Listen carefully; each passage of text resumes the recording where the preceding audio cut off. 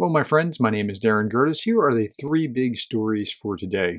Lest you think that Russian propaganda is only in the United States, and it is in the United States, let's make no bones about that. There's an investigation that shows that Moscow has approached European members of parliament and has also paid European members of parliament in order to promote a Russian agenda there, according to a BBC study. Russia's influence around the world is growing, not arithmetically, but geometrically. It is significant, and it is a corrupting influence. Okay, Russia is sending the Pacific Fleet servicemen to war in Ukraine to replenish losses. So it's hard all around, right? Ukraine's having a hard time. Russia's having a hard time.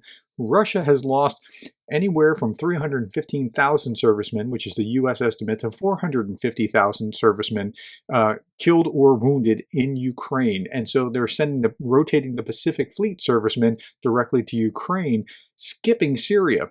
Russia is sending personnel of the Russian Pacific Fleet and the 11th Air Force and Air Defense Army to the war in Ukraine to replenish sanitary and irrecoverable losses.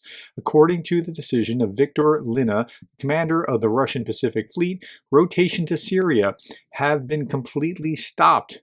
Wow, rotations to Syria stopped, and all personnel are being sent to the combat zone on the territory of Ukraine. We're talking about 2,000 Russian servicemen. Okay, and that's what's going on, because they have to replenish their stocks. Now, they can't get other ships in, well, no, not big ships in, because they have to pass through Turkey. I would imagine some can come from the...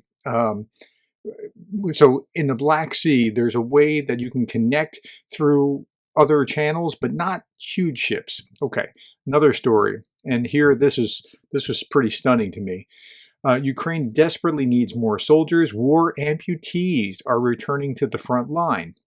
Ukrainian commander Odin's lower leg was blown off in a mine explosion last year. He's now back in the trenches. Mengo, a 28-year-old tank gunner, saw his hand shredded by shrapnel 2 years ago during fighting in Mariupol before he was captured by the Russians. He, too, has returned to the front as a logistics chief for a battalion in the Azov Brigade. When I got back from captivity, he said, I realized the war wasn't over. Even though I can't sit in a tank, I can still be useful. I can fight a bit. 2 soldiers are among thousands of Ukrainian troops who have lost limbs since Russia launched a full-scale invasion in early 2022. The number of amputees from the war is between 20,000 and 50,000.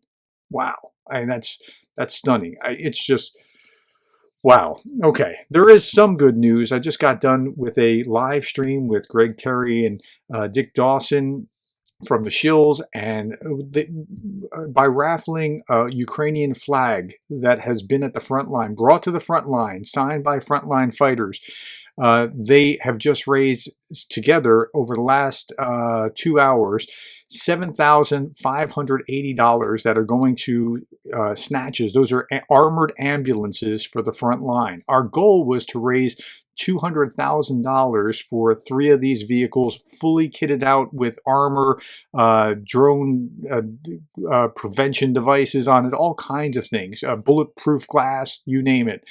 And that's $200,000 for the 3 of them. We're now at $252,328 in the fundraisers. If you are interested in this sort of thing and you want to know more about it, you can go back to this daily update with Greg Terry, Dick Dawson, the Shills, and see what was being talked about there. And the fundraiser is still going on. We're almost to a 4th vehicle right now. So thank you for your time. There's some good news to end with.